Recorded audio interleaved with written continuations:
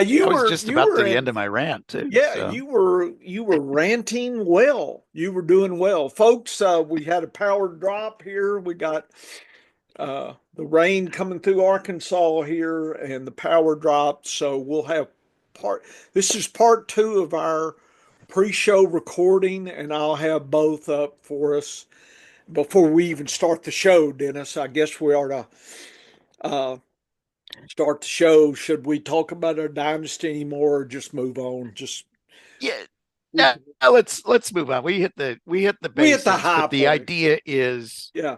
yeah, the idea is you need to have a logic behind how you sort your players Yes. And in you fantasy, did. and you have to look at the long, yeah, you have to look at the long term, and you'll have to look at where your strengths are, Yep. and that's how you can kind of sacrifice who you're willing to drop. And by the way, folks, I don't know if you're aware of this, but the rain has been so bad down in Arkansas that all of the weather forecasters down there and all the newscasts have had the most important information that you need right now. They all led with the story. How long is a cubit? Okay. That's an arc joke for Yeah. those who aren't Yeah. paying attention. Oh, Yeah. that's right. The arc. That's right. That's right. Good, Dennis. Good. I say we Yeah. start There the the show. Yeah. funniest bit I ever heard on weather was one of the funniest was old Bill Cosby, Yeah. where he asked the question with the Noah, whole Noah comedy bit he did, where he asked, God asked him, how long can you tread water? Ha, ha, ha. Anyway, we are ready to launch the show here. I'm looking at the down tree. I'm looking on Twitter and all the down trees Woo! and things in Little Rock. It's flooding, and if the horses are surviving at Oaklawn, they're treading. I don't think the Oaklawn's running today. I think Well, they got canceled. no, they canceled yesterday. They knew it was going to get so bad Wow. that they preemptively canceled Yeah. for today, a day in advance. When horse racing cancels, that's when you know It's bad. the weather That's has been, money. That's that's when it's they're gotten, those horses are hungry for they, the feed, and you're supposed to bet on them and lose because they need the feed.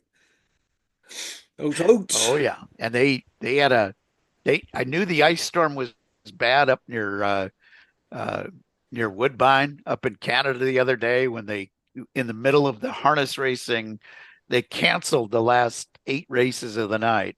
That that's when you know the weather is bad. When they have opened the track, when they have done all their stuff and they start the betting and they cancel it, that's when it's really, Yeah. really awful. Let's get this show on the road. Here we go. Okay. How you doing, everybody? This is Dennis Michelson. Welcome to the science of fantasy football. Why the science of fantasy football? Well, when you apply the scientific method to fantasy football, it's all about using statistics in a smarter way. And if you use statistics in a smarter way, and you don't let those statistics, you don't guide, you don't use statistics the way a drunk uses a light pole, you are going to have more success in fantasy football. And joining me, as he does each and every episode, he is the fantasy professor. He's a real professor emeritus.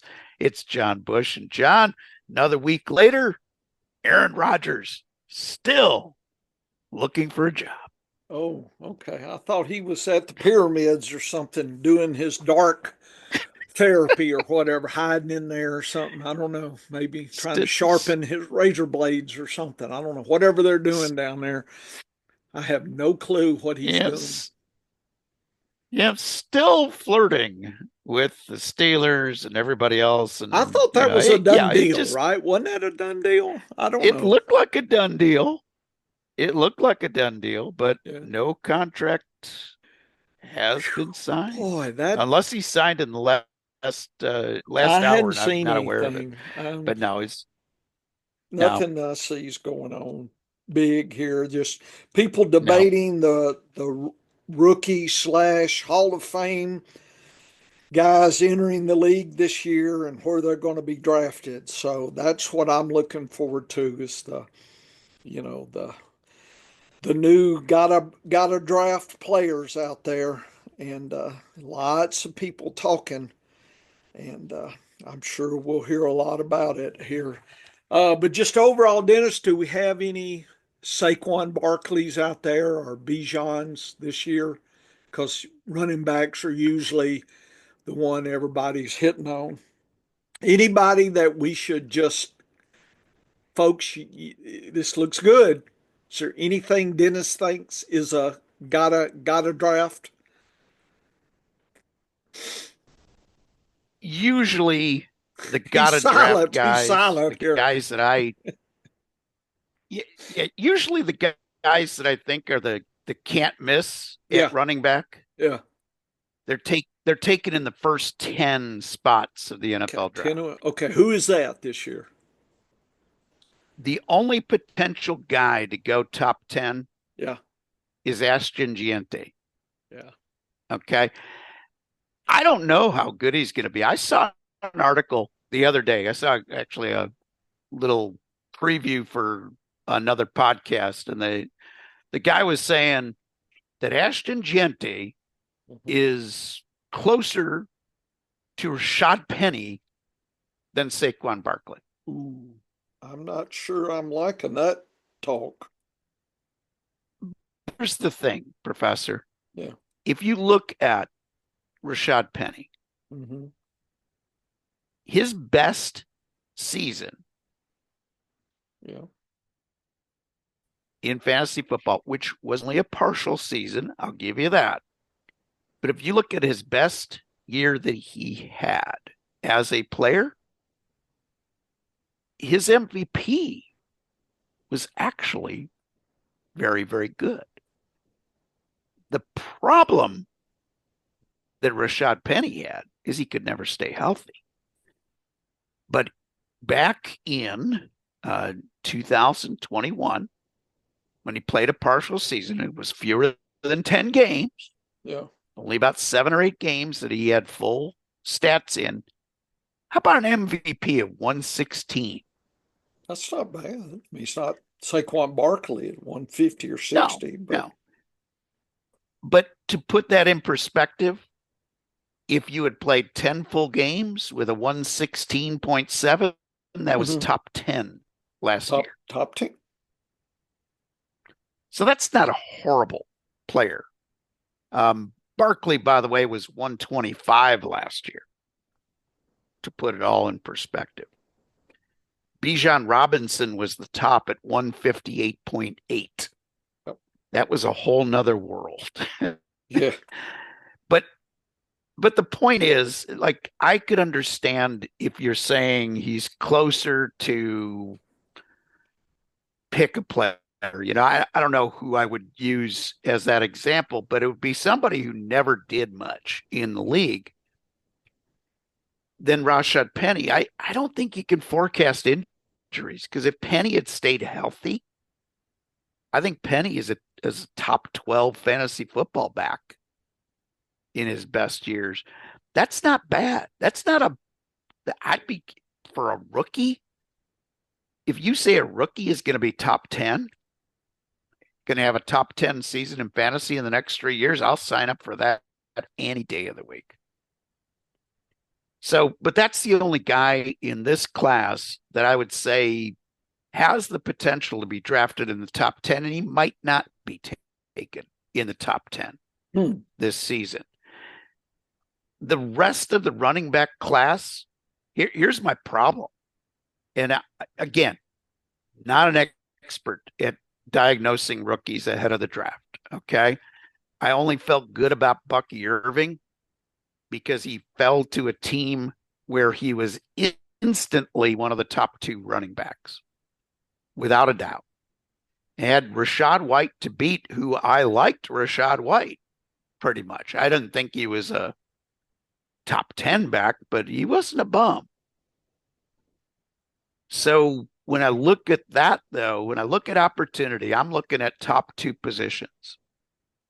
on the team. Is he one of the top 2 running backs? Yes. Okay, then I like the guy for fantasy football purposes because running backs get hurt a lot. Running backs miss a lot of games. And I want a guy who's going to be one of the top 2 on his team. That's why I liked Kyron Williams a few years ago before he did anything.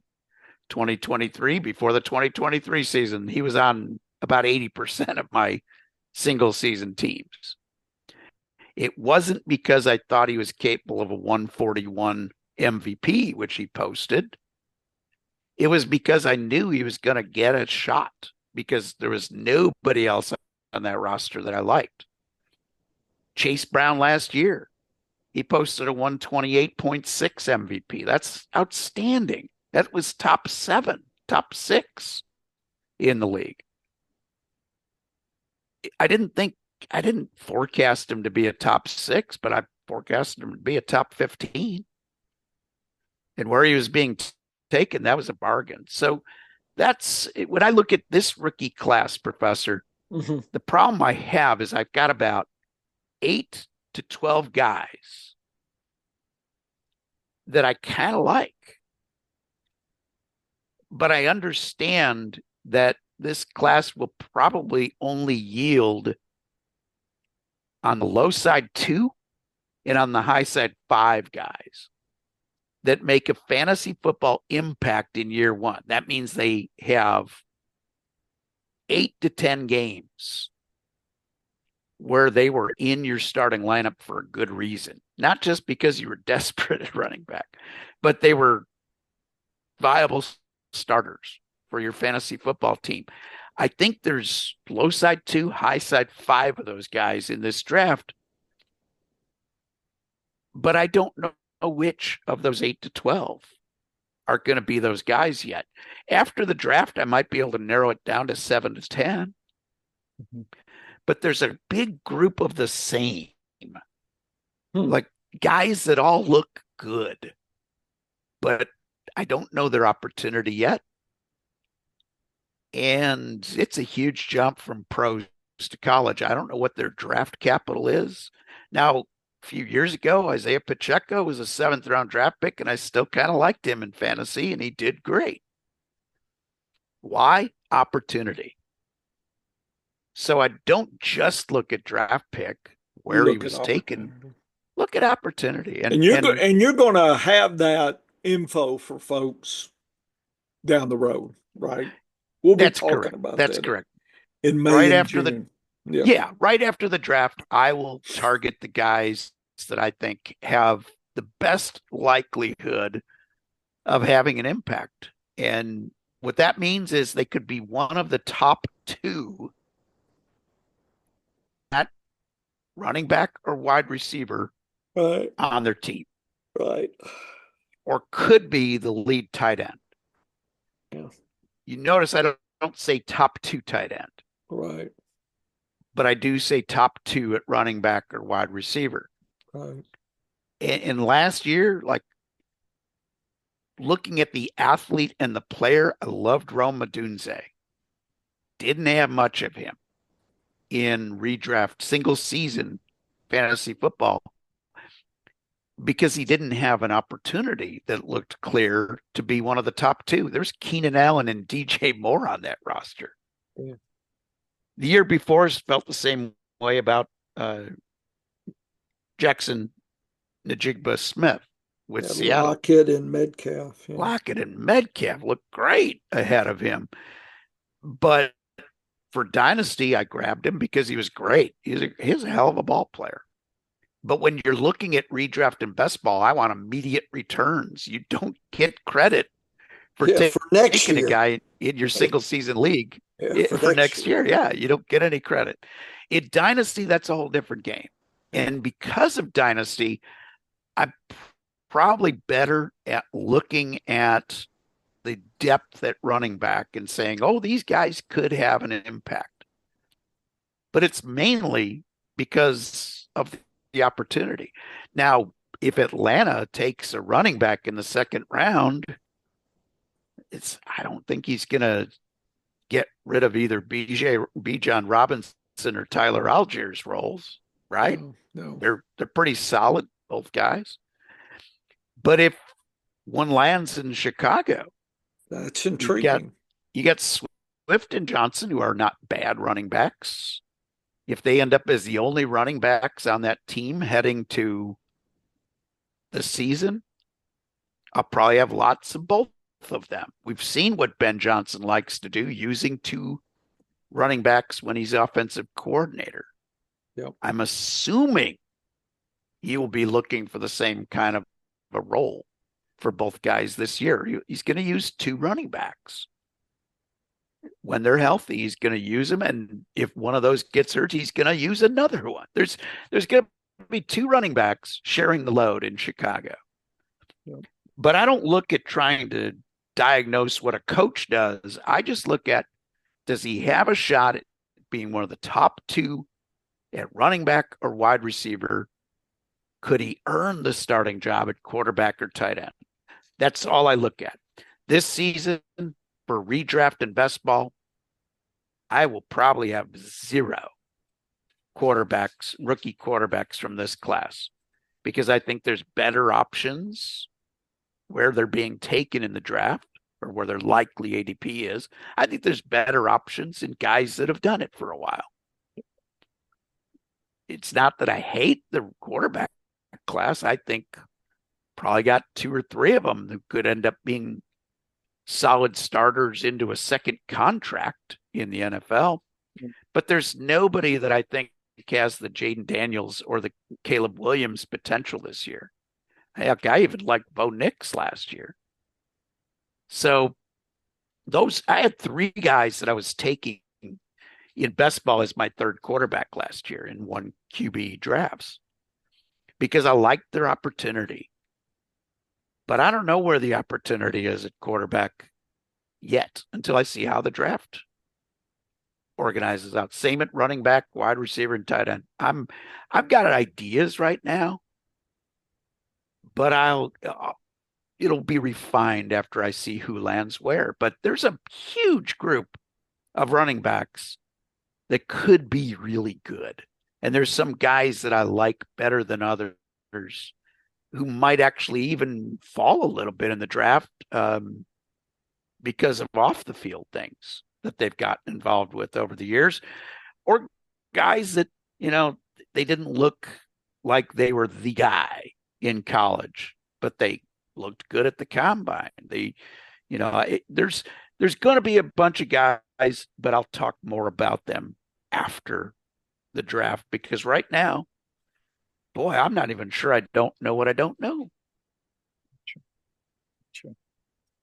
Well, I don't know. I'm letting you figure it out because I'm, hip deep in trying to figure out metrics and whatnot. So that's what I'm doing, Dennis, for that. And I know we do want to cover that. I think you had an idea about defenses. You asked me a question, and I said I did. We'll get to we'll get to that. But I want to talk about the metrics and how a good study. Okay. When you're doing science, when you're using the scientific method, okay, you get an idea and then you use it until a better idea comes along. Right. And so the last few weeks we've been going over your Bush data, the Bush number data, looking at the changes from one year to the next. Right.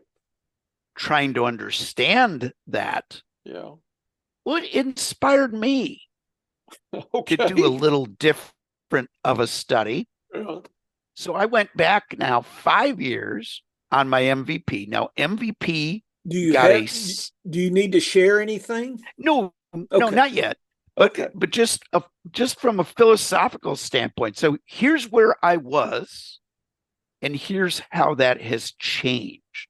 Okay. And it's all because of your study that got me thinking of the data in a different way. So my first weekly value metric that I used, which I originally called Big Ten because I was using the top 10 games from players. Then I realized I'd probably get sued by the conference that can't count in the NCAA.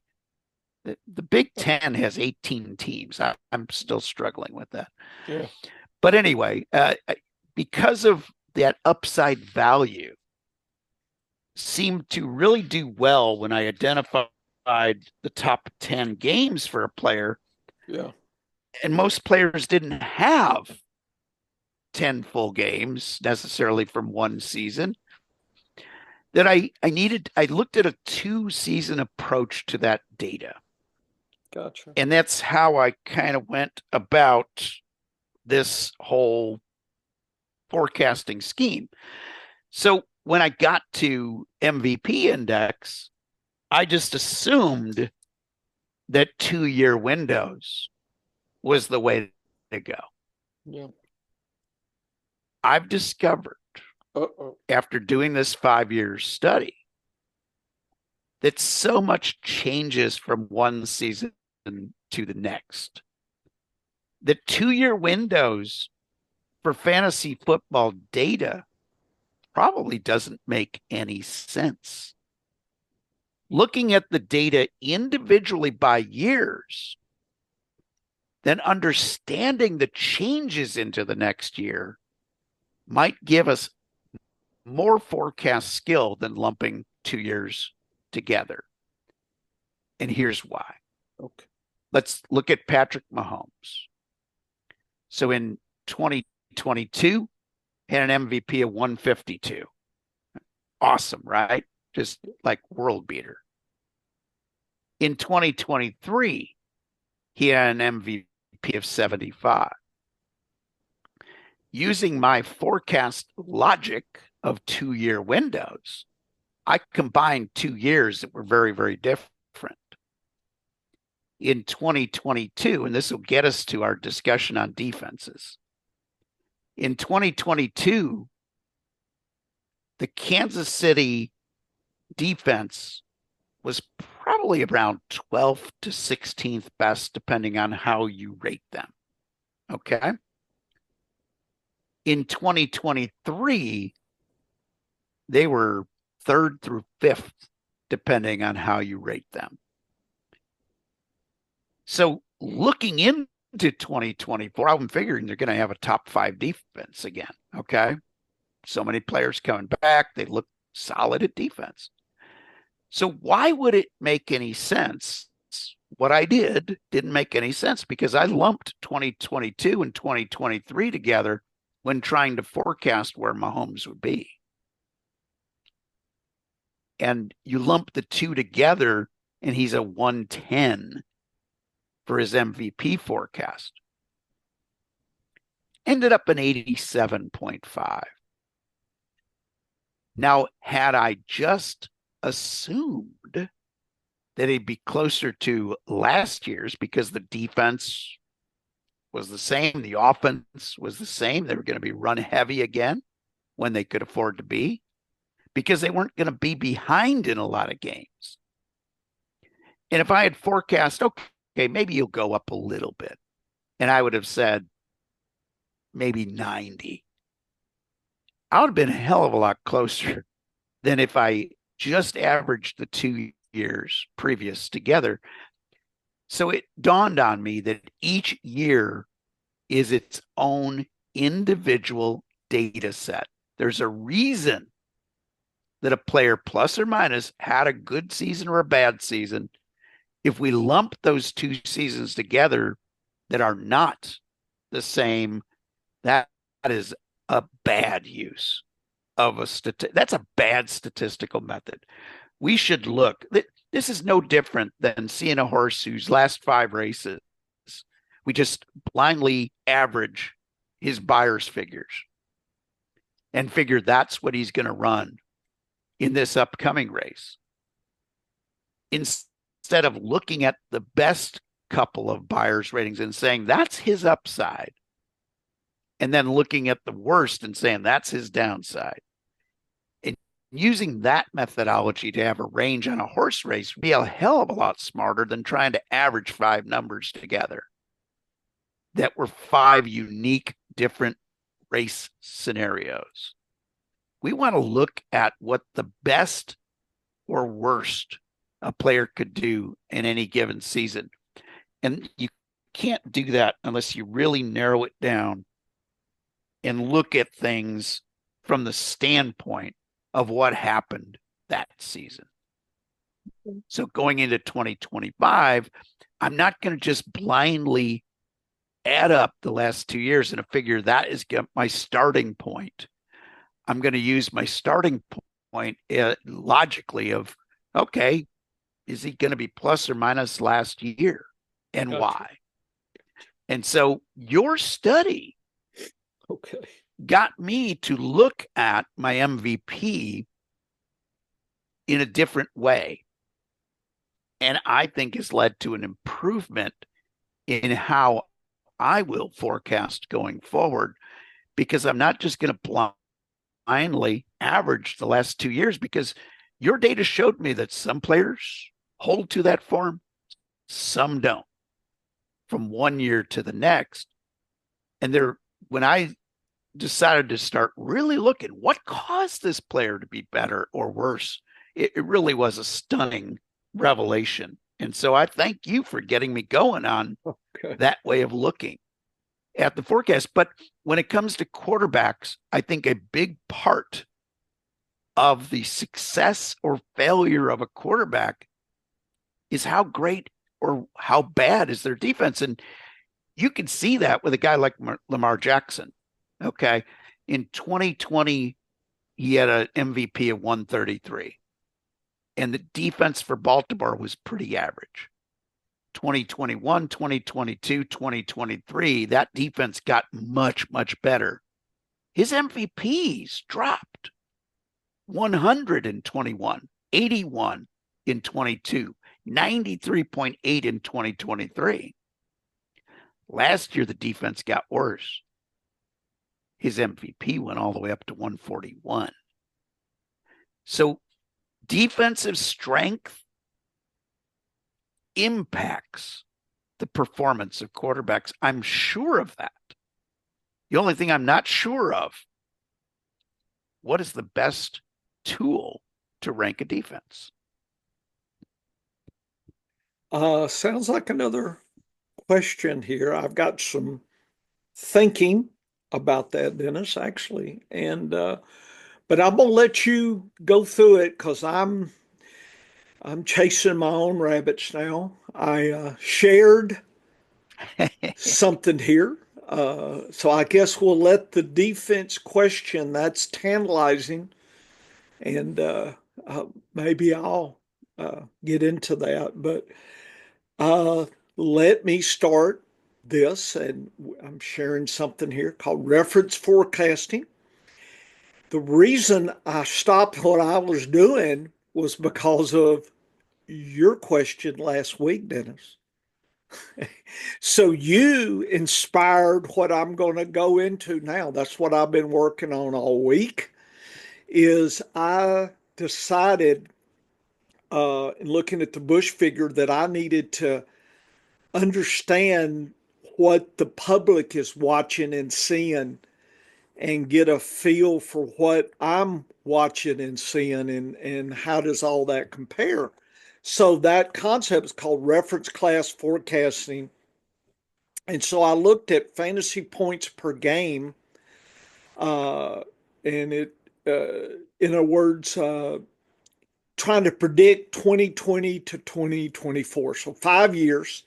And I used the previous year's fantasy points per game finish as the predicting metric for the next year's results. So you asked me the question, or you brought up, it would be nice to see how my Bush year to year figured with what, and you said fantasy points per game, you said total points, and I think also, Dennis, that ADP might be another method. So now Yes. I'm on the track of, I'm going to do total points next, hopefully in the next couple of weeks, and then try to wrangle to ADP. And because of our friend Greg Kellogg was talking about touches the year before Oh and yeah. how yeah. So I Yep. think I'm going to look at the last 5 years of touches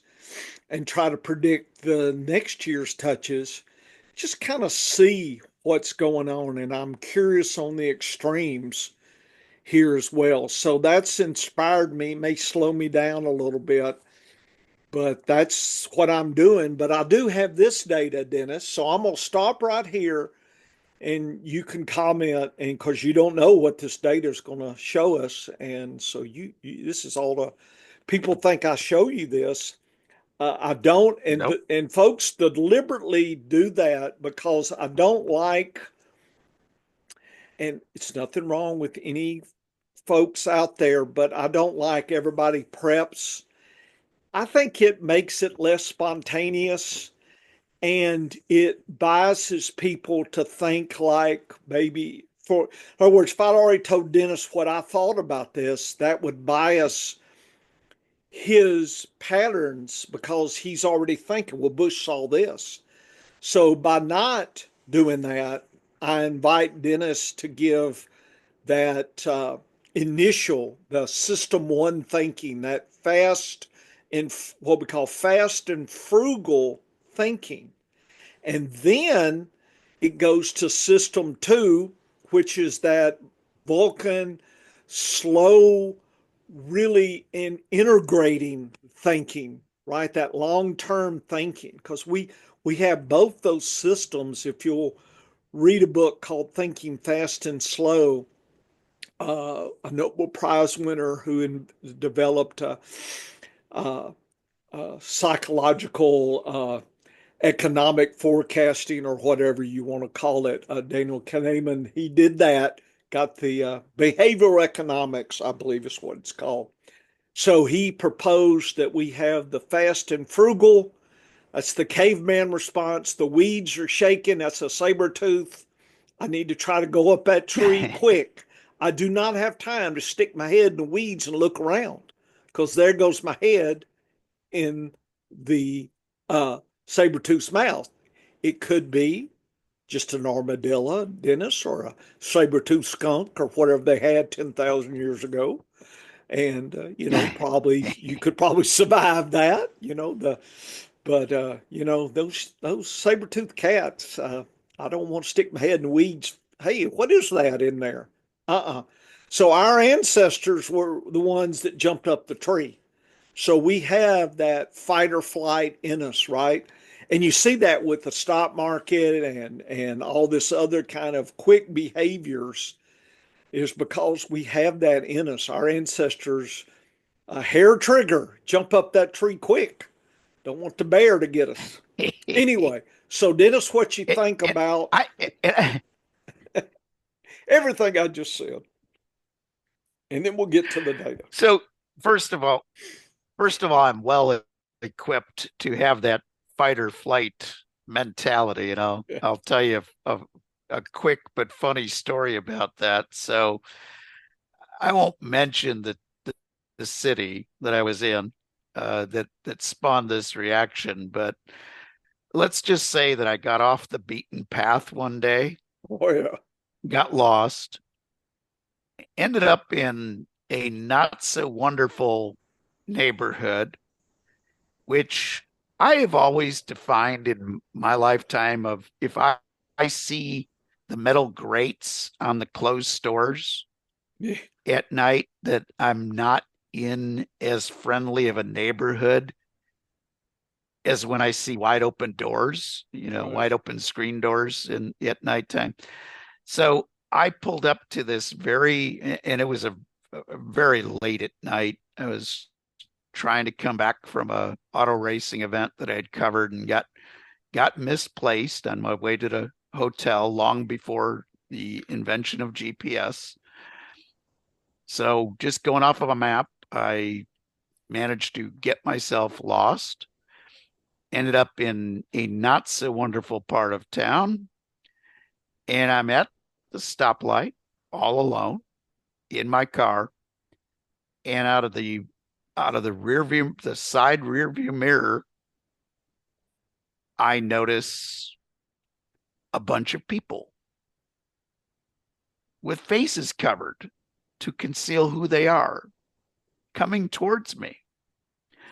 Needless to say, I did not wait for the light to change. I floored it, figuring a ticket for running a red light was better than the other possibilities that might have awaited me if I am sitting on this street all alone. And the moral of the story is I must have, channeled my, you know, great ancestor who was smart enough not to stick his head into the bush. But yeah, when it comes to the forecasting from one year to the next, I'm always fascinated to see how things compare to each other. Because in fantasy football, we want to have early in the draft our safest picks. And if we don't understand, like, for instance, Bucky Irving was a guy that I loved on all of my teams last year and why? Because he was cheap. Okay. That was it. Him and Chase Brown, they were cheap versus what I thought their ADP should be based on what I thought their potential upside was. So both of those players, and to compare that, so the year before, my running back that fell into that group was Kyron Williams. Loved him at his ADP. Last year, where did Kyron Williams go? He was going in the second round. Didn't love him as much. Still thought he was a top back, but I saw the potential for him maybe not living up to ADP. So where he went in the draft, if he went late first or early second, I probably wasn't on him last year because he was going a little bit earlier than I was comfortable with.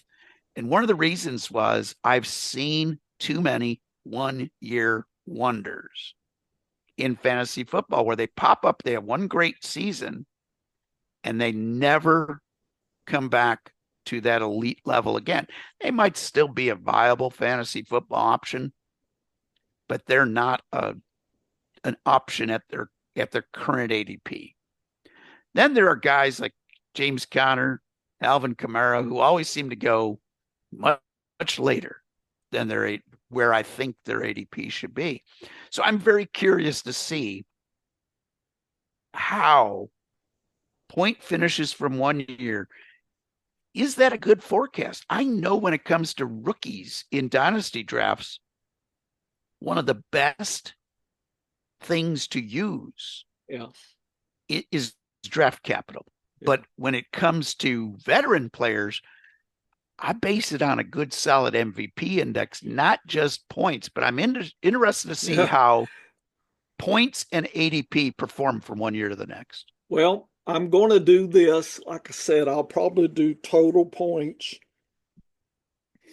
and I'll probably try ADP because I've already done for running backs the Bush 2 methods, and I've got this data for them. So the last thing I'm going to do is compare this view versus what I've found so far, which I don't think you've seen the final view of that. But anyway, what I did, the metric here, the method, I gathered the previous year's top 36, in this case, running backs, fantasy points per game. So I need to do other positions.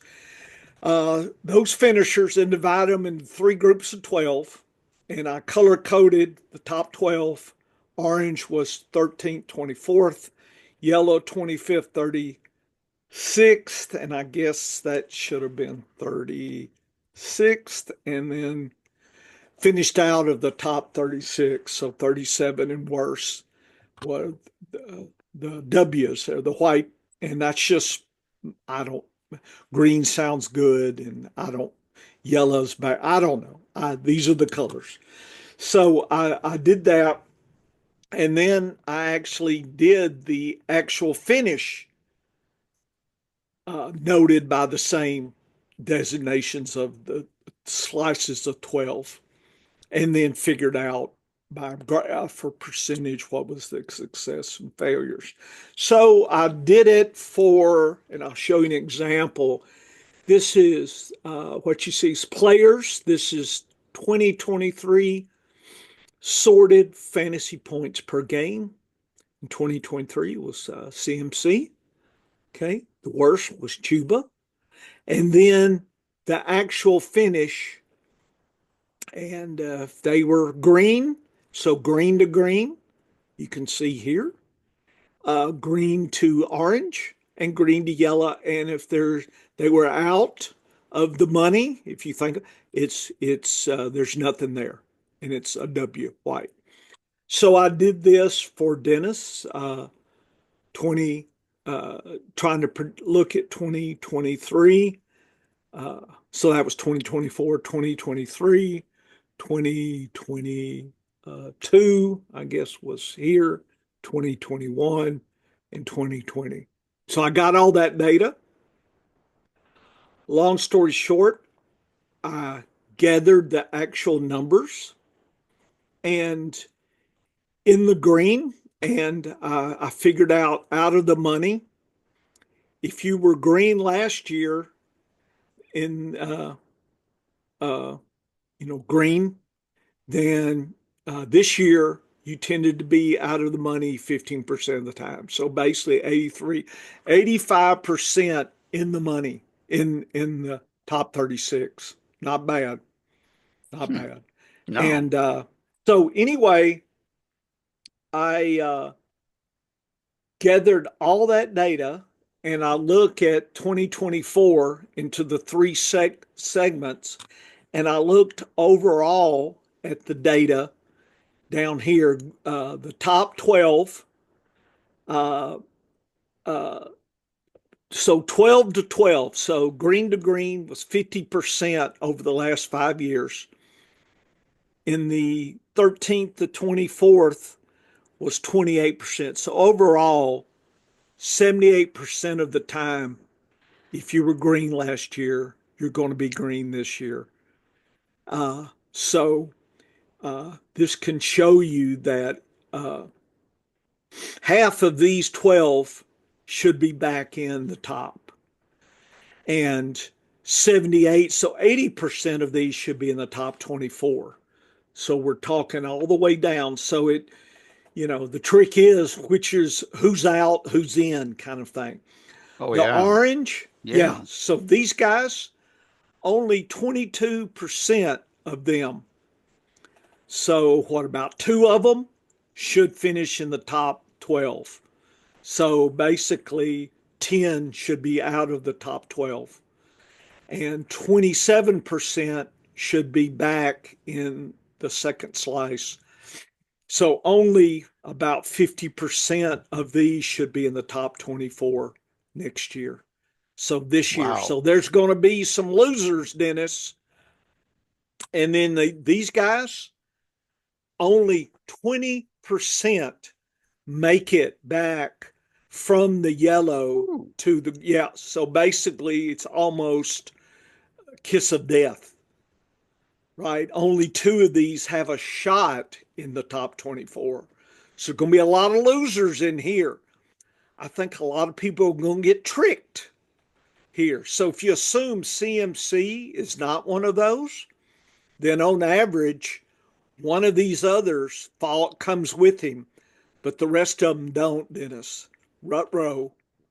So look at some of these names, and there's going to be some, just on average. I know it could be a strange year, but just on average, there's going to be some names that are going to get people's attention that may not be successful. So that is, I thought, to me, showing that the yellow players from last year pretty much were a kiss of death this year. So that was interesting. I wasn't expecting that level of unsuccess. I guess you could think about it like that, right? If you look at, it would be 35% in the top 36. So 35% here. So what, three or four have a shot at coming in the top 36. So 8 are out of the top 36. Another way to look in these guys here. So there's some prominent names, Dennis, that people are going to be look at. I've seen, people talking about Harris, Brian Robinson, Tyrone Tracy. Some maybe you're like Eckler. I mean, there's some that, I would think, you and I need to think about what this means for our decision making. But anyway, this is the actual data. I'll have this So out. Yeah, go ahead. I'll stop here. So very interesting chart here, and I'll tell you why it catches my attention. So again, back to a weather forecasting or a horse racing mentality here. If you were top 12 last year, why not top 12 again? And it shows that 50%. the majority of those finishers do Well, return, because 50 is greater than 28 is greater than 7, but only half made it back. That's really low. But here's the interesting thing. If you look at 13th through 24th, their likelihood should tell you that they're more likely to finish 13th to 24th next year than any other position. And that turned out to be correct, but at a very low percentage. Yeah. My goodness, I'm a little surprised at how low bit tricky that is. Now, it makes sense that it gets worse as you go. Yeah. Okay, that makes perfect sense to me, because what I've seen in the past with my MVP index, if a guy has been 100, now this is running backs, Dennis. This is running backs. Who knows what I'm really curious now about wide receivers. Yep. I need to, yeah, wouldn't that be interesting? I would predict that wide receivers are better, more predictable. Yep, I would think you Dennis, are correct. That's just the hypothesis. I'm going to have to do the experiment. And I love doing the experiments like this, because this showed you if you were in that 25th through 36th group last year, you are more likely to finish out of the money. Yes. Than you are to finish 25th through 36th. That's right. That's crazy to me. Okay. Like top 24. Now remember, okay, the rookies and whatnot that are coming in this year, you want to think they might be taking some of the slots in some of these weaker players. So it's moving them out, you think. That's moving them down. And as I was listening to your explanation of the whole system, I always take notes, because I'll always forget what I want to say. I forget what I did when I did it. Yeah. And I also want to remind myself of what we need to look at next. And my question that I wrote down: how many rookies on average years, how many rookies hit?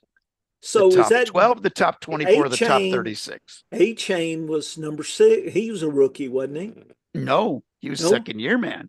Oh. Was there any rookies in the top 12? Nobody in the top 12 last year. What about in the Chase Brown? No, Chase Brown was a second year man.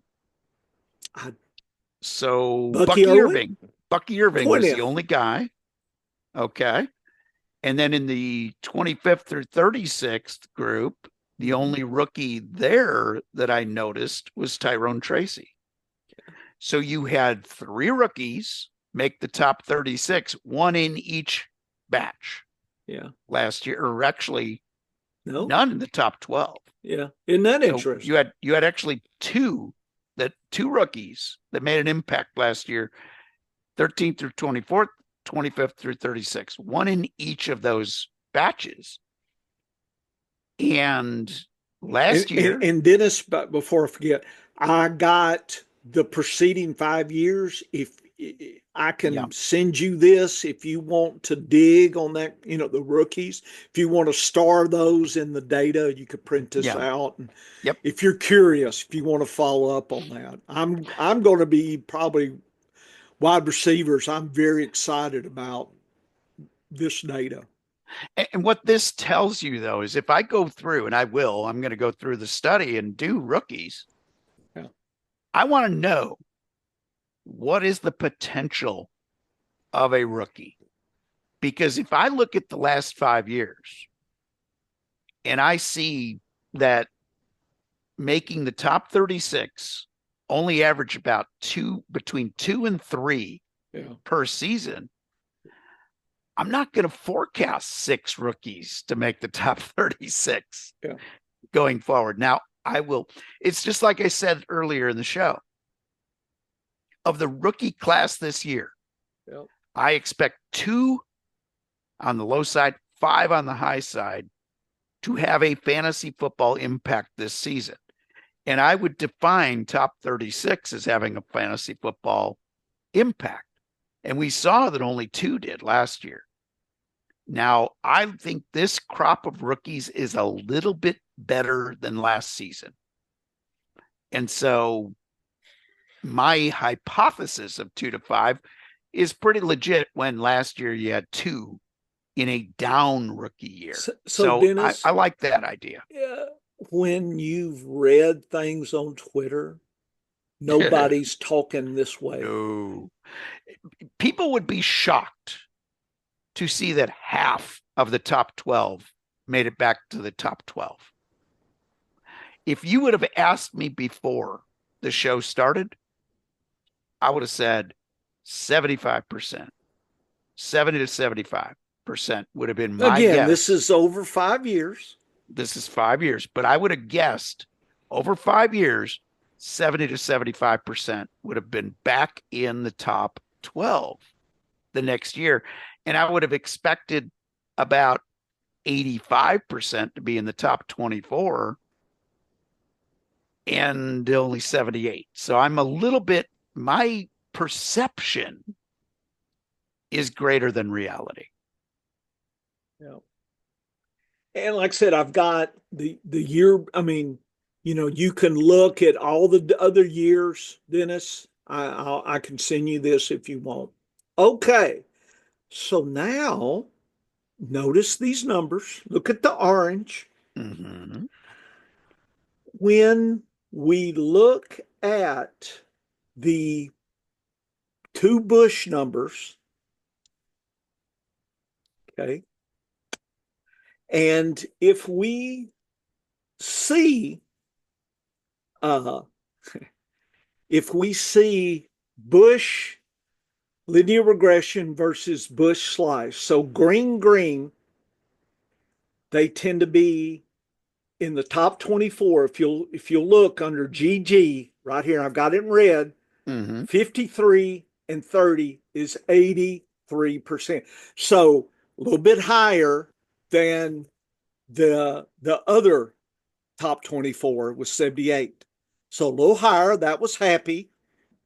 If you look at the green Bush LR and the Bush slice orange, it was 50%. That is about like what the public is on the orange. So these numbers are almost the same. And you're thinking, well, they're the same. But this is the sweet. So, Dennis, if you look at the Bush slice way and the Bush LR, if you look green, we got 83. But if you look at green orange, 82%, Dennis. So having the Bush LR say it's an orange and the Bush slice say it's a green, 82%. So if they're green, 83. If it's green orange in that one direction, 82. I was so excited. Now it will bias to the orange, but still, if you combine it, so that says the Bush metric over the 5-year same period, 82 versus 50% from the public. So we have an advantage there. Okay, that may. So I'm gonna let you ask questions because you got to understand what I'm telling you here. It's a lot of numbers I'm throwing at you, but I was really excited here. So what you're basically showing us is that the Bush number is more successful than just looking at fantasy points per game Yes. finishes. That is And huge. dividing and ratioing the top 48 slice method versus the linear regression, which compares all the slices. It's funny that it's different. In other words, if you look at the Bush linear regression and look at an orange Bush slice, it's 50. That's Mm, not better than it's the same. But yeah. if so, what it's saying is the Bush LR is catching much more information in the top 24. 82% are coming back. And to me, that makes a lot of sense It's because, catching more yeah, information and it's holding up year to 30% better. Wow, what an advantage. and also just from the methodology used, the players that do better on the Bush LR number are more valuable for your fantasy team Yes, because you're grading yes, those bad weeks, yes. which is similar to what I do with the MVP Yes, index, so where I I'm look at, catching that. Now yeah, notice the bias. yep, The green is 53 to 30. The green orange is basically 30 to 50. So mm-hmm, it, if you add it, it's the same, but the trend is to be orange to orange year to year. And the public is not very good at all at orange to orange. They're like in the no, 20s. no, If it you'll drops off remember, if you'll go considerably. back to the data, the orange to orange is 27%. And Yeah, I'm doubling that. yeah, So, that's crazy. yeah. That's a So, crazy that is very encouraging for our tools. yes. So I looked at the two ways of looking at it. I just looked at the greens, uh, and I put a number here, looking at some deeper data, and I categorized, and the X means that 83% top 24 the next year, 50 to 30. So tended to be the green orange. So the X are the ones that I'm really thinking 83% of these, Dennis. So almost all of them are expected to be in the top 24 next year. And here they are. Okay, so maybe one of them falls out. Greg Kellogg would argue that it's probably Barkley because of his touches. I don't know that, but he would argue that. And it The could be Montgomery It could because be. his opportunities He's might probably not be going as there. great. Yeah, But look at the guys that are left. Those are guys I'll build a team around. yeah. Like, And then if you look at the slice number, and I call it the bush over here, the Y means 82%. These are those guys, but it tends to go orange to orange. So even though they were green, the Y are the ones that should make 82% back in the top 24. So the ones over here are going to probably repeat in the top 24 there. And then you have these outliers to which got some problems here. I called it the ZA 29 to 14. So that means basically Dobbins, Kyron Williams, and Kamara. Ooh, Dennis, it's maybe 50% or even 30% of those. Maybe one of them gets back. It's a warning to those. In other words, maybe one is good. Maybe it's Kamara. I don't know, Williams, but it's warning. And also, now I will say I only had five of what I call the Z metric, and 80% in the top 24, but I only had five. So low sample size. So be aware that Mixon could be okay, but we've only had 5 cases of that uh, Bush LR versus the slice method balance there, how this balance. So I tried to compare the overall, and so I'm trying to highlight. So the ones that didn't have any, like Carter, Harrison, Jones, not good. I'm going to need some real strong evidence to buy any of those. And again, there is some concern, but on some of these over here. But since they're supported by this, these over here, I'm not too worried about. But I'm a little concerned over here. But so anyway, I'm trying to read the tea leaves here, Dennis. But the biggest thing I had was the orange to 82% if you look at the slice versus the LR versus the public's. So the public's going to be tricked, and I'm trying not to be so tricked, and I've got an 82% chance that I'm not going to be tricked. The public only has a 50-50 shot at not being tricked. So I've got an advantage here for this year in running backs, I think. I want to think so. We'll check. And that's huge. Like it's the difference between the two metrics that is so significant. Isn't that interesting? We're talking 82% difference versus 50%, 49%. Yeah. That's huge. Yeah. That's a 23% advantage is huge. I like 82, those. Dennis. That's 32%. Yeah. Well, I'm saying 32%. That's huge advantage there. I love it.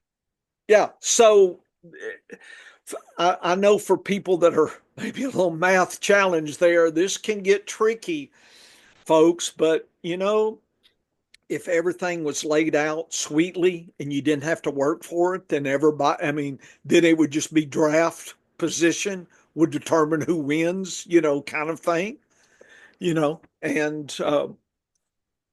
playing the metrics and looking at that's our advantage is people don't have this data. We have secret stuff.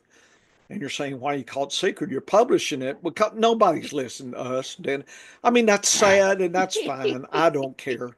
The ones that are, thank you. We're going to get this. Yeah, we're going to get some people smarter. But here's the interesting thing, Professor. Yeah. Is knowing this data going forward. Yep. I have to find a reason. Like, go back to that chart where you showed the X, Y, and Z. Yeah. That's just because I'll show you how my reasoning would be on this. Okay.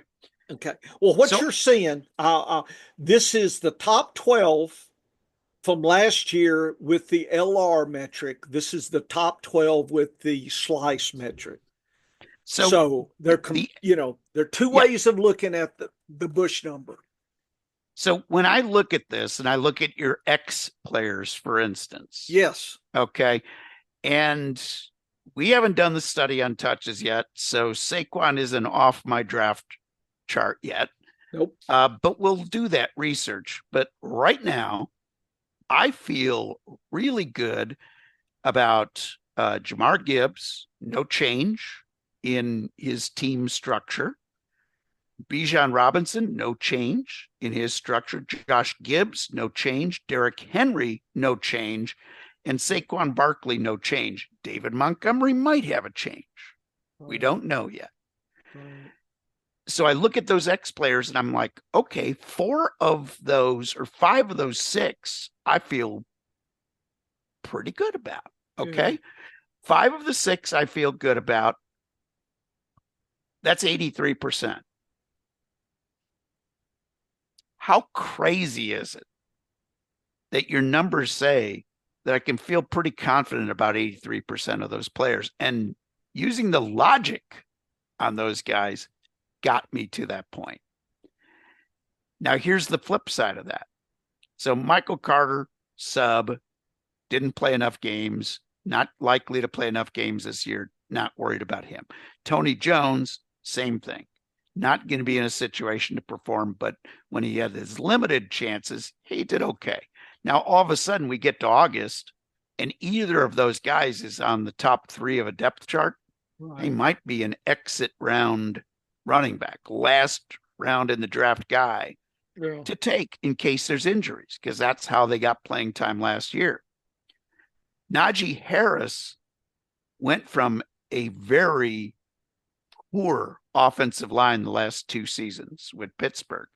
Their offensive line was not as good last year as it was the year before.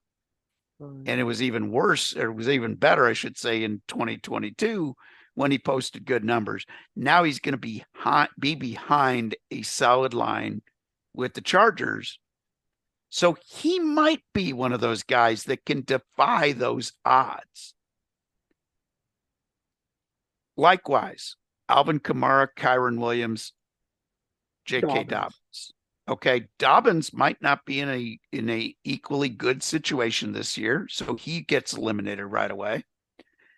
Kyron Williams and Alvin Kamara are likely to go at 2 different places in the draft. Kamara's fallen 4th to 5th round. Kyron Williams is going late 1st, early 2nd. Ooh. You see, I would probably end up looking at Kamara Yes. just value-wise. And I would have no problem passing on Kyron Williams to go for a safer pick. Like a Josh Jacobs. Correct. Yeah, who's a little deeper down there in the ADP. Correct. So I'm not saying that Kyron Williams will have a bad year. No.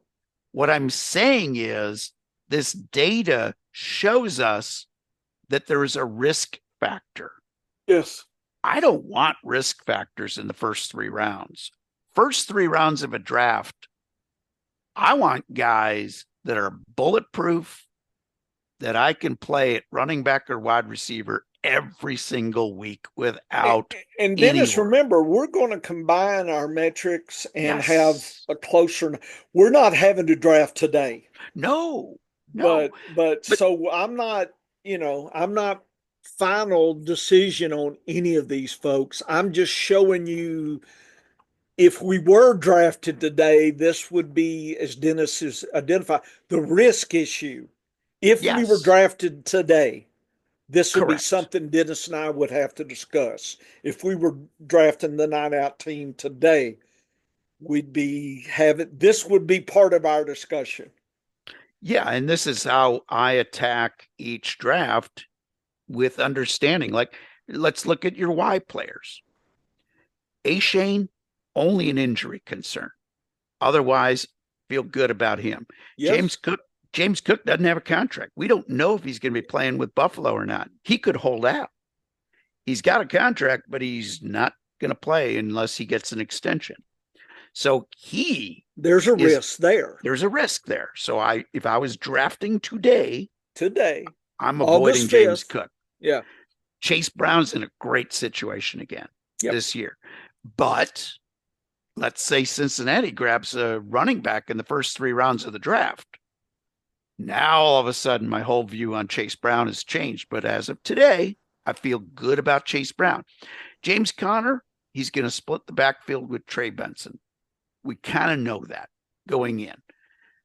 But he's traditionally been pretty good when he's gotten 2/3 to a half of the touches. So at his price in the draft, I'm taking him right now. Joe Mixon, Chuba Hubbard is the last one. Ooh, they just signed Rico Dowdle. Yep. Not a guy that would necessarily chase me off of Chuba, but it makes me worry, and it makes it dependent on where he's falling in the ADP. I'm about to say, that tells me I want a nice little cushion in ADP. I want cheap. Yeah. And I not only want cheap, but here's the other way I'll use this data.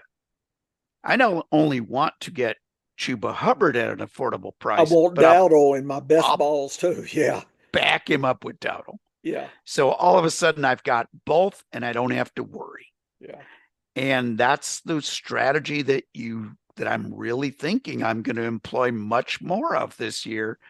If I have a doubt, grab them both at an affordable price. Last year I was getting Gibbs and Montgomery Uh, on the same team. And I felt great about that. I was overpaying for Gibbs, and I was shocked at how far Montgomery was falling, but I loved having them both. It gave you some insurance in case something happened with Jamar Gibbs. Nothing ever did. But even when both played, they were both effective. I love this data because it gives you an idea of what to expect. I'm happy if I can get 83% in the top 24. If I could be guaranteed, if you told me that the running backs, the two running backs that you're drafting, first two running backs off the board, are going to finish top 24 next year. Yep. For the season, I'm happy with that because that tells me I've got two viable running backs each and every week in fantasy football. Yes. And we know from just our logic that the Bush number is going to yield a very solid player, better than just fantasy points per game, because it's a weekly value tool. I'm going to, like I said, I'm not sure I'm debating on fantasy points per game for wide receiver. I'm thinking I'm going to do that. I'm wondering, do I even worry about total? I know people follow total, but it's just hard for me to put a lot of effort on that because, it's so injury dependent and yes. I mean, if I'm on a desert island, you give me two sheets, I'm going to go fantasy points per game to me versus total points. Yeah.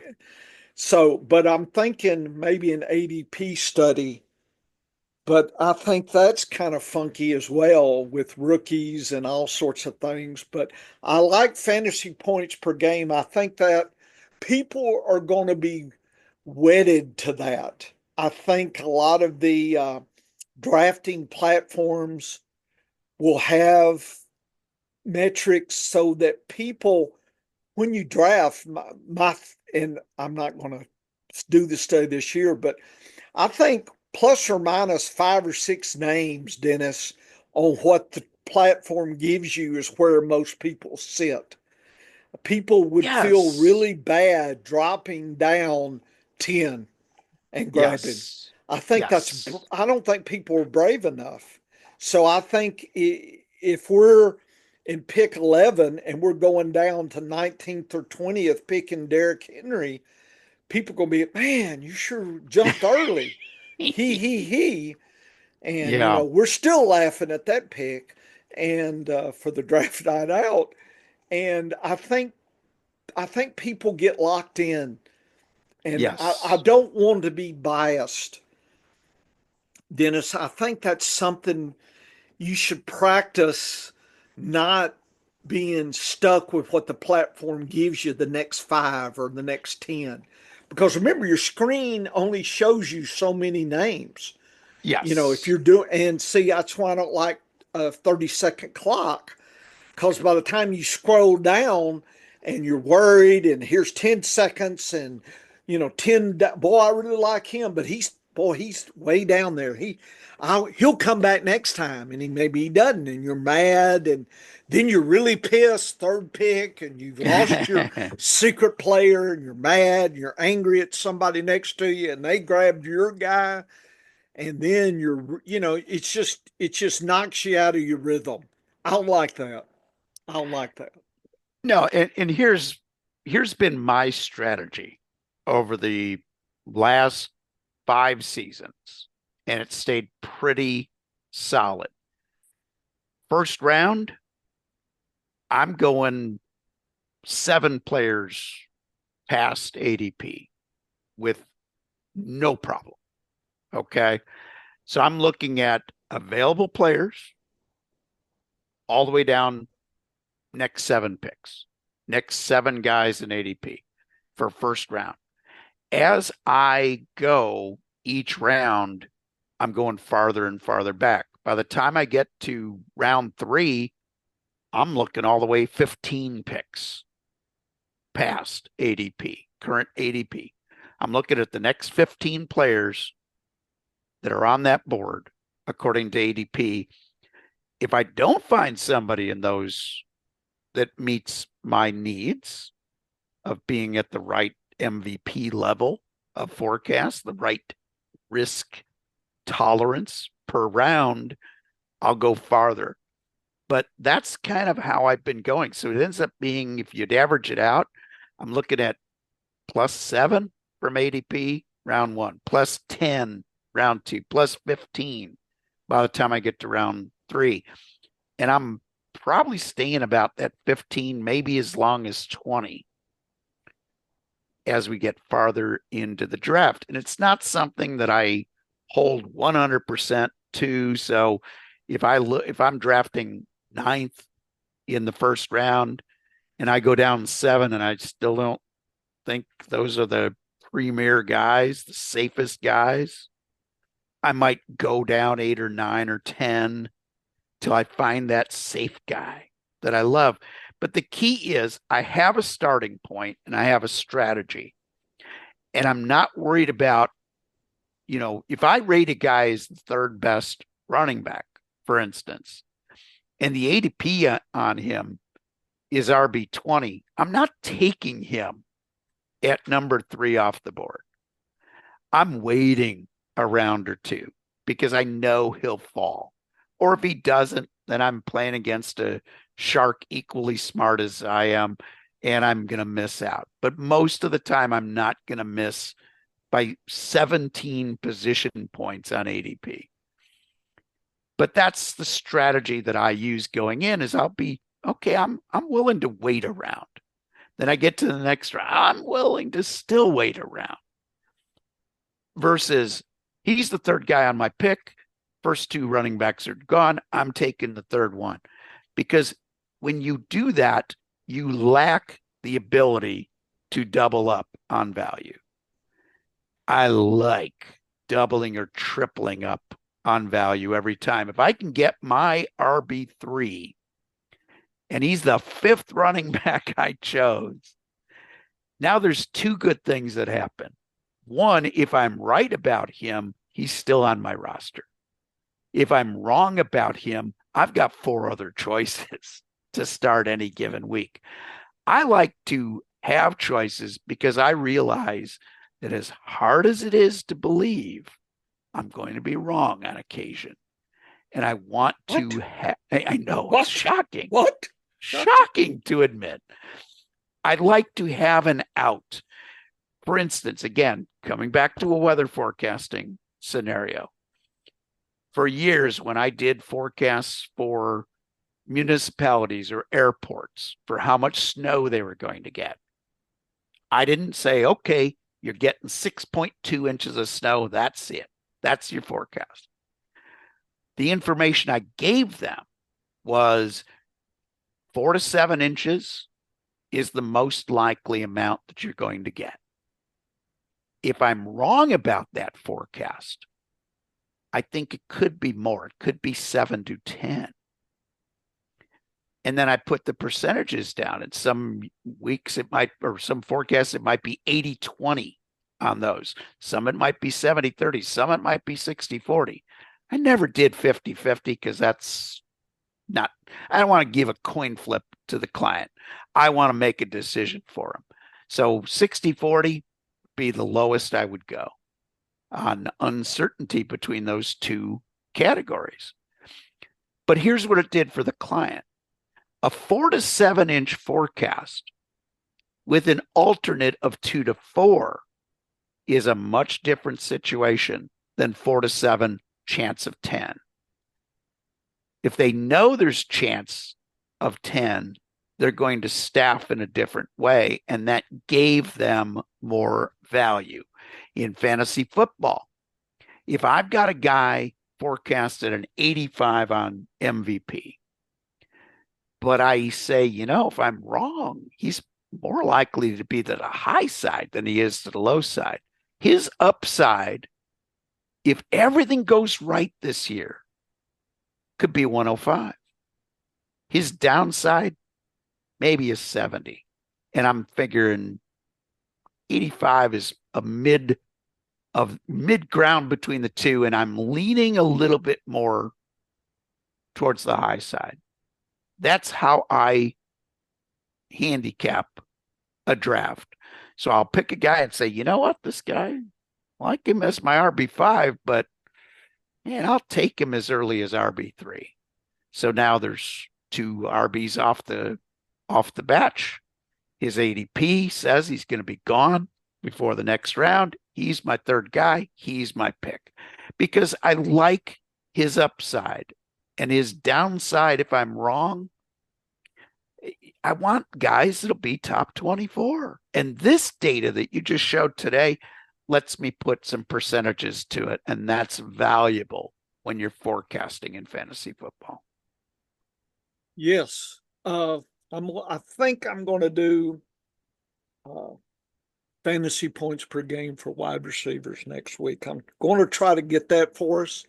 I don't know if I'm going to get the Bush numbers because I was going back to tight ends, looking at this 5-year predict and in quarterback. So it may be a while before I circle back, but I need some interns, damn it. Come on now. And anyway, if anybody wants to volunteer, I'll put you to work. I got Dennis and I can put your ass to work. But anyway, uh, I was shocked by the fantasy points per game. I guess I'm just trying to summarize here before we shut down for today. We've been going, hadn't we? I think I was a little shocked by the lack of success, even in Yeah. the top 12, and Yes. the rookies. Some of that there were some surprises there. Makes me want maybe next year to look 5 years before. I like to have 10 years of data to look at this, but I wanted to do running backs first because traditionally every year that seems like what I chase, and that's probably the better than zero philosophy, Dennis. Dennis, that you've Yep. laid on in my brain. And folks, you should read up on that before you draft. And Dennis will probably revisit that. We need to revisit that and talk about that come draft season. June, July, people are going to start drafting. And but anyway, the basic philosophy is you're using and hoarding running backs a lot more than everybody else.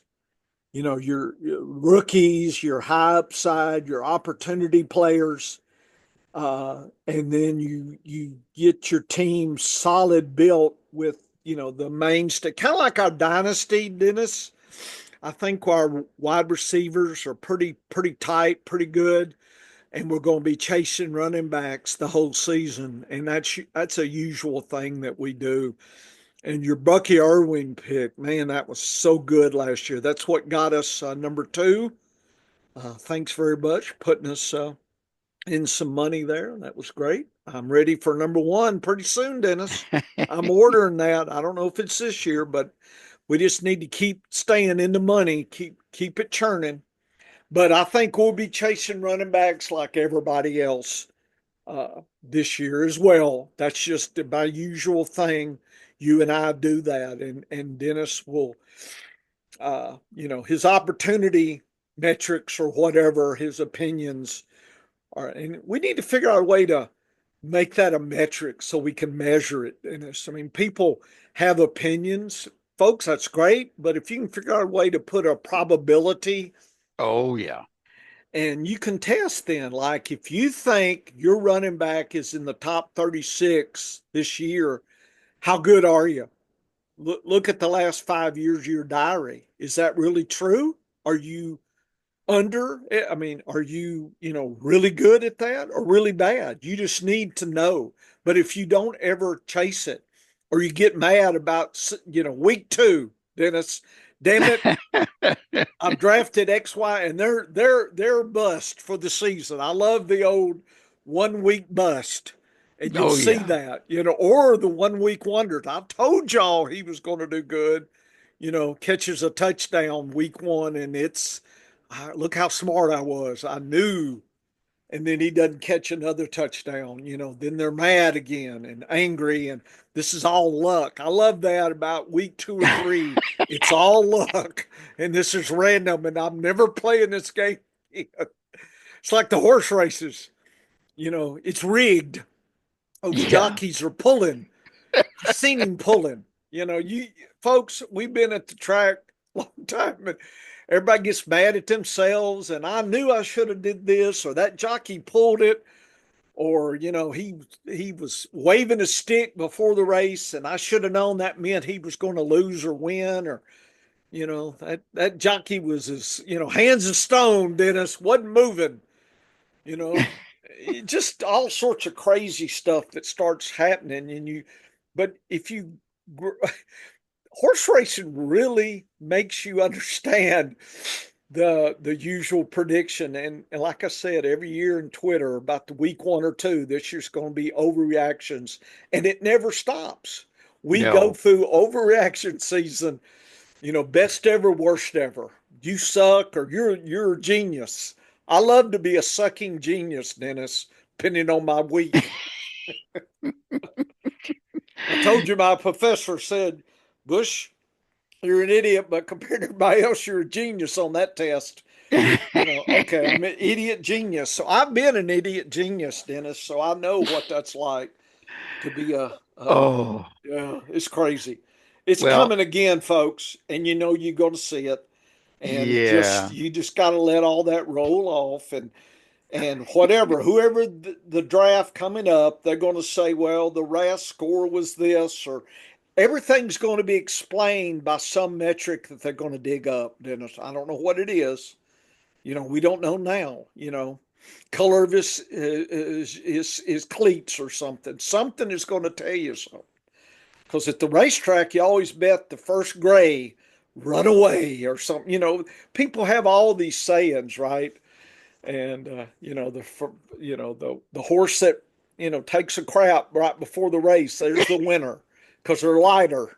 I mean, you hear all this crazy stuff, and it's funny how fantasy football's a lot like that. I think it's just human nature, Dennis. Yeah, the overreaction in fantasy It's football, coming again.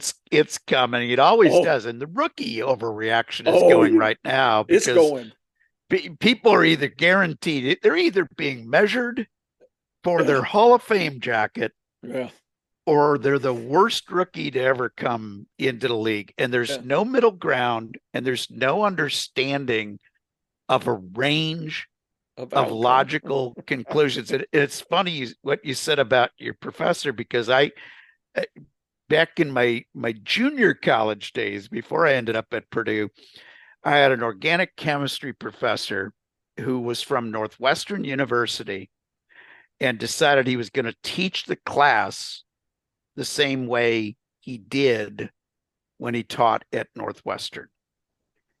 He wasn't going to take it easy on us because we were JCs. Okay.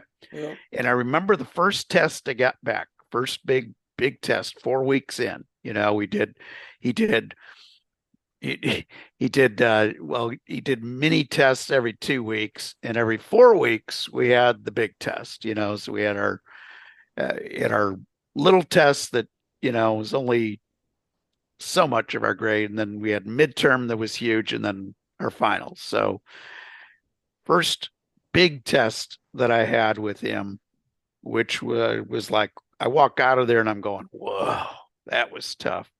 I get the grade back, and now I'm used to like other courses at the JC level. I'm used to like 92, and I'm unhappy with the score. Okay. yeah. So I get this test back and it's an 84. And I'm like, oh crap, I did horrible.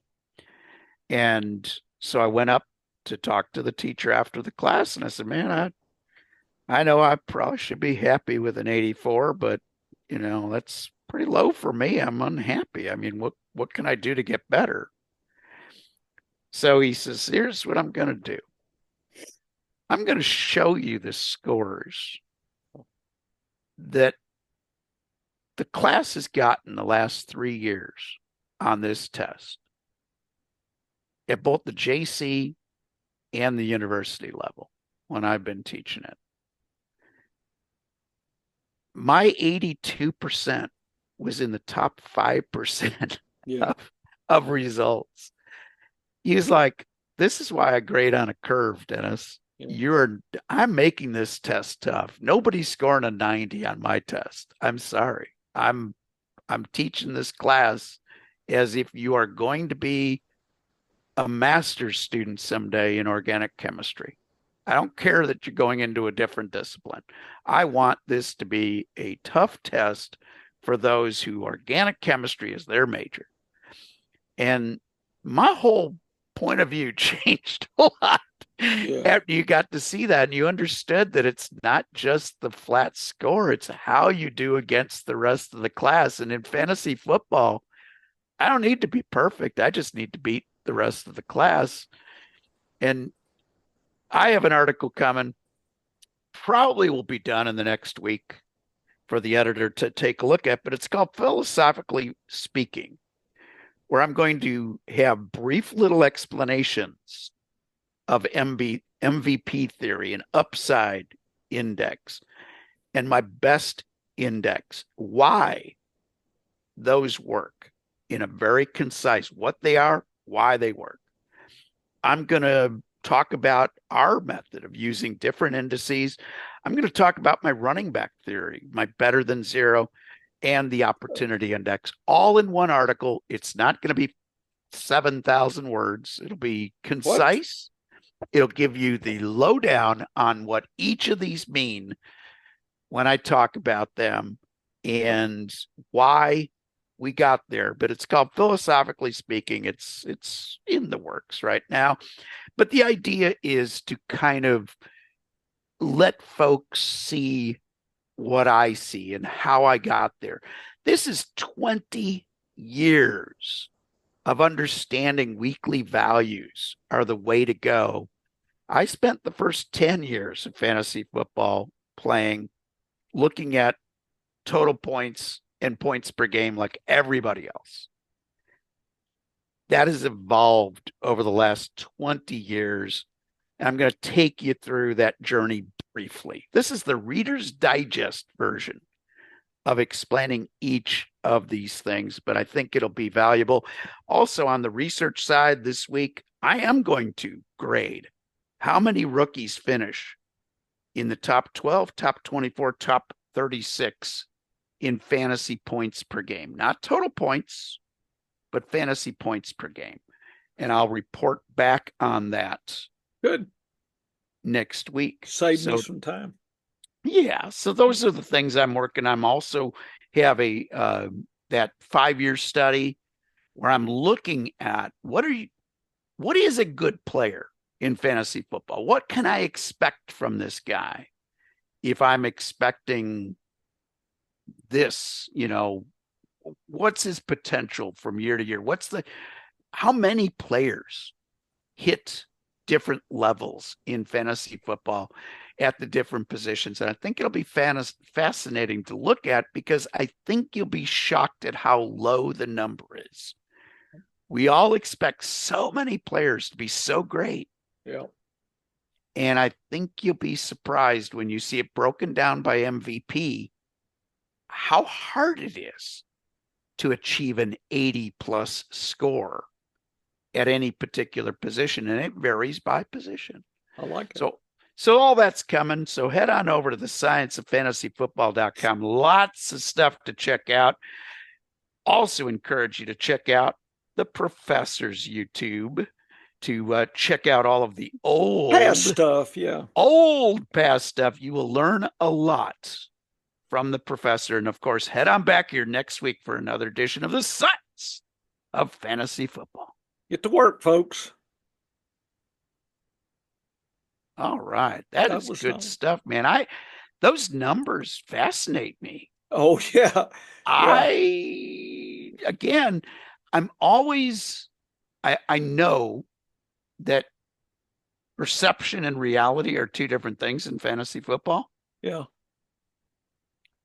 Did not expect those numbers to be where they were.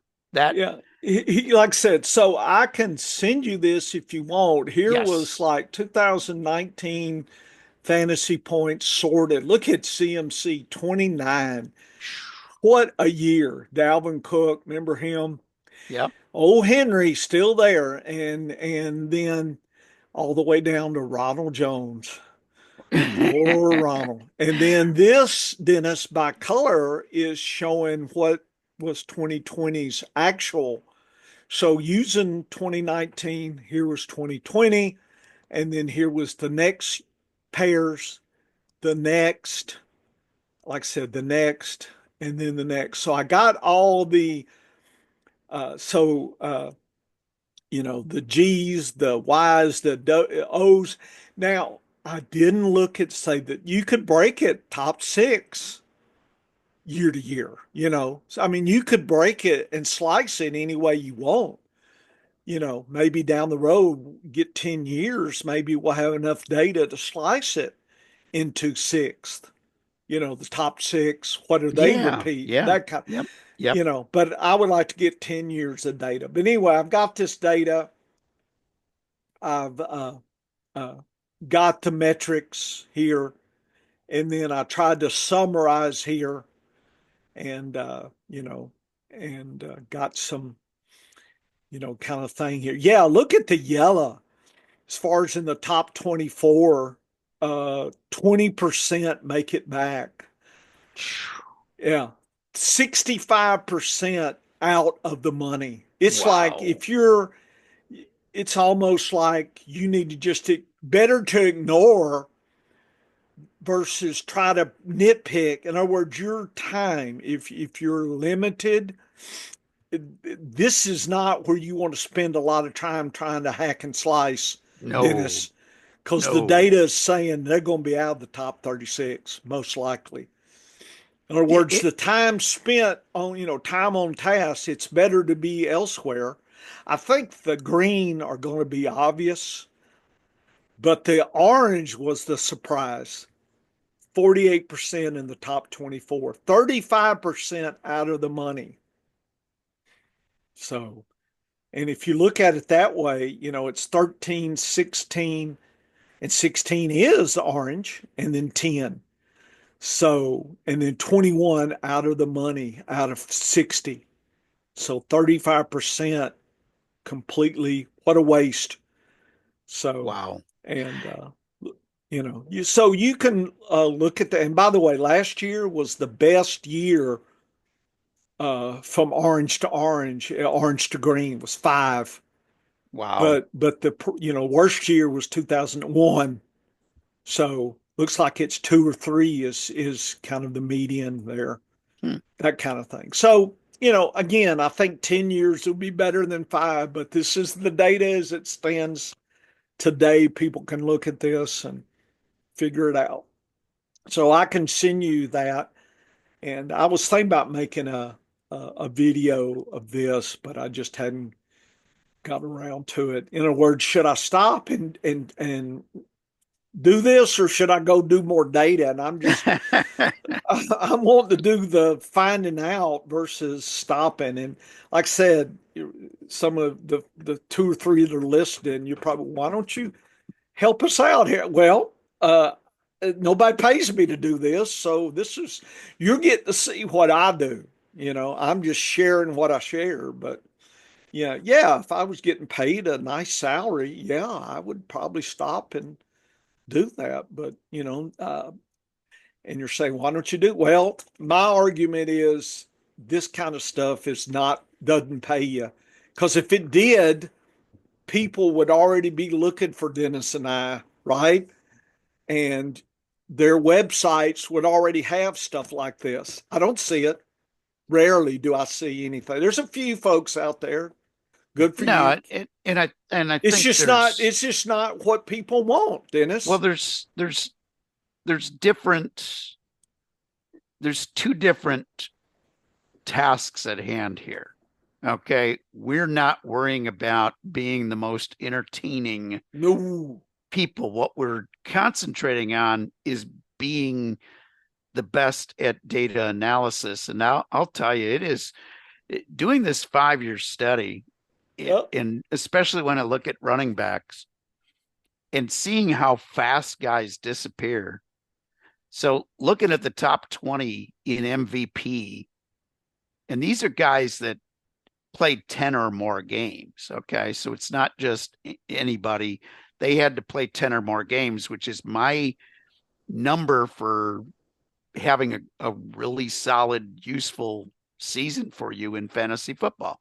If you put up great numbers, but you only had 6 games, and I drafted you early in the draft, I got screwed. Like I did not turn out good. So 10 games is my minimum. I look at the guys that finished in the top 10, and there's only 4 that have even survived to make the top 36 in MVP last year. And of the top 10, only 3 ended up back in the top 10 in 24. So that's really bad. Like these guys are dying off the list so fast. They have got a better odds of being gone from the top 36 than finishing in the top 10 5 years later. That's scary. Yeah, that's scary. Yeah, I mean, we could look at that, Dennis, if you want to do memory lane here. Let's look at 2019 here. Let's see here. So CMC, Dalvin Cook's out. Yep. Ezekiel Elliott should be out. Oh yeah, he won't make Fournette, the top 36. I don't know who Wes Hill was, gone. but Yep. Mark Ingram's gone. So, and Chubb, I'm looking at the viable. Kamara's viable.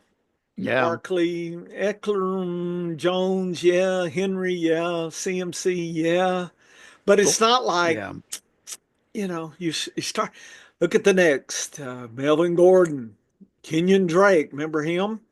Oh, yeah. Todd Gurley's out, Yeah. Freeman, Bell, Miles Sanders should be at, James White, Damon Williams. I mean, look at the top 24. A lot of them are not even here anymore.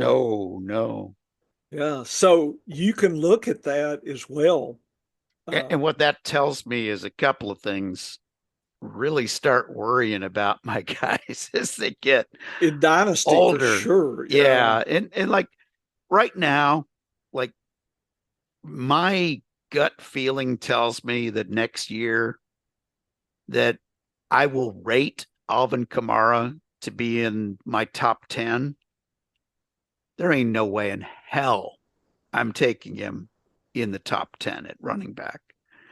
But by the time I get to about 22nd, then I'm tempted to take that. And like I said, I just showed you my draft that's going on. I got Kamara, Mixon, and Connor. So I'm not worried about the age because I got him at a decent price, and I'll probably invest in more running backs, so I'll be protected. But right now, I've got guys that, for me last year in MVP, they were what, 8th, 11th, and 16th in MVP index. Right. So do I expect them to be in the top 16? No, but if I can get all 3 in the top 36, I'm okay with that. Yeah. Like in best ball, I'm okay with that. I'd be pretty happy with those results. Like if I take a player in best ball and he makes the top 36, I probably did okay. So that's kind of a different philosophy of how you attack it. Obviously, your first round, second round, third round picks, you better be in the top 24 or you're screwed. But as you go farther down the list in the draft, if I'm hitting top 36 on every pick, I'm okay with that because I know that that's the percentages of doing that are not that great. But boy, you're right. When you take that trip down memory lane and look back for a few years, whew, It's a that ghost town. you understand instantly why NFL stands for not for long. Not for long. Yep. And boy, they come crashing down because I saw guys that like they're entering their what would be their age 28, 29 season. They've been out of the league for 3 years. Yeah, it's crazy. That's Ridiculous. scary. Yeah, it is. That's scary. I mean, So, those cats, you can't blame them if if Cook is fighting for more money. I mean, from his perspective, his people are probably telling him the truth. Like, your time to shine is, you have this window and you got to get your money. I mean, I can't blame those guys. oh I think no, wide no. receivers and certainly quarterbacks, given Brady and some of those, Yep. they have a longer lifespan and they can, like we're still talking about Aaron Rodgers. Can you imagine if he was a running back? He'd Yeah. been gone 20 years ago. I mean, Yeah. but Yeah, it's amazing at running back, but that's why these guys are not I taken can't, but early in the I draft. can't get mad at him. If I Oh had Cook in no, Dynasty no, and, he no. sits out a few games, I could understand, man. You got to give him some credit. Oh His yeah, body's on the line and with all, potential, you know, damage to his brain in age 40, 56. I mean, he's sacrificing a lot of things to try to get that money now. What's sad is when they don't have good financial oh people so that yeah, they don't have to go and hawk, sports cards and jerseys and, they have to be wheeled in to sign. I mean, that's what's sad to me, you know. yeah. And I mean, it's funny because I had when I was doing a lot of stuff in the auto racing world.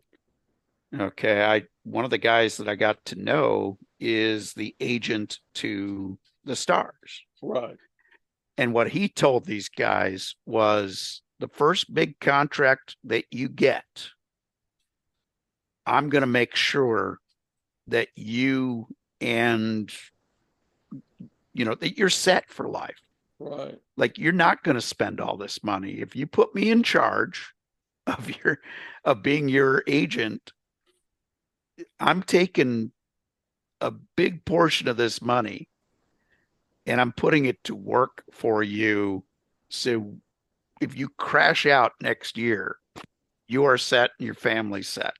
So he set them up with disability insurance to make sure that they were protected for the next 30 years plus. right, And he took half of what they made in that big contract, and that went to other investment strategies. And they only got to play with about half their money. yeah, And he was strict. He's like, if you don't want to do this, I totally understand. It's your money. But if you're going to have me manage you, this is how it's going to be. And there are guys that to this day, they're older now and they're like, everything that I've got in life is because I had good management. He protected me and I was smart enough at age 22 or whatever to trust this guy.